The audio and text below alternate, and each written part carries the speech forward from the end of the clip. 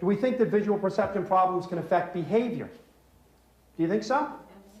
Okay, let's try this on for size. You're a mom or a dad. Your son in the 4th grade comes home and says, "Ma, they told me I can't take the school bus again until I'm voting age, but I didn't do anything wrong." What do we automatically assume? Automatically. Of course you did something wrong. You must have done something wrong. You don't get thrown off a school bus for doing nothing wrong. You must have done something wrong. Let's take a look at that. Because many times the learning disabled child, certainly not all the time, but many times the LD child will get into trouble and not know what he did wrong. And when he says, "I don't know what I did wrong," he's being honest. And we're going to give that activity a shot right now. Here's what we're going to do.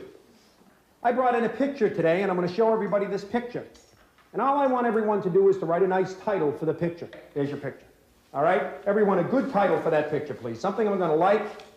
No talking, just come up with a good title for the picture.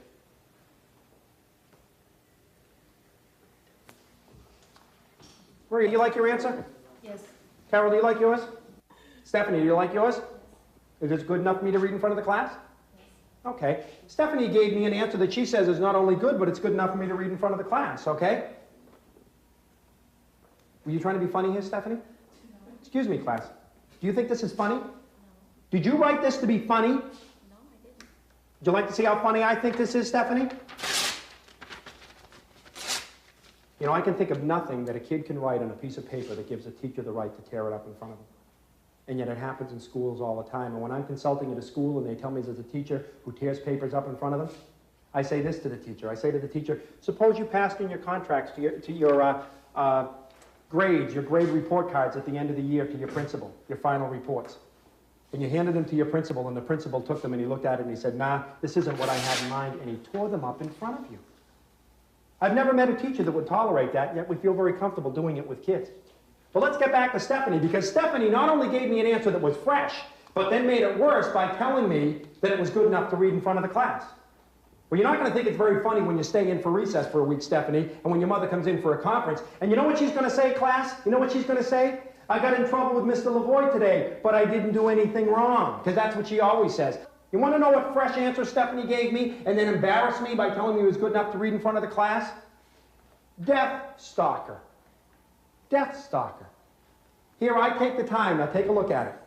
I take the time to bring in a beautiful picture of a woman looking at herself in the mirror. Take a look at it. Okay?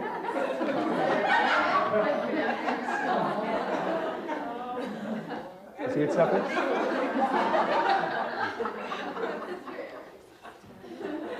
You see it? The back of her head, she's seeing a reflection in the mirror. Okay? Okay? Many times, not all the time, but many times a learning disabled child will get in trouble and will literally not know what he or she did wrong. The coach will say, "Everybody get in the left-hand side of the gym." Our kid stands on the right-hand side of the gym and the coach says, "That's it, you can't play." The child says, "But I didn't do anything wrong."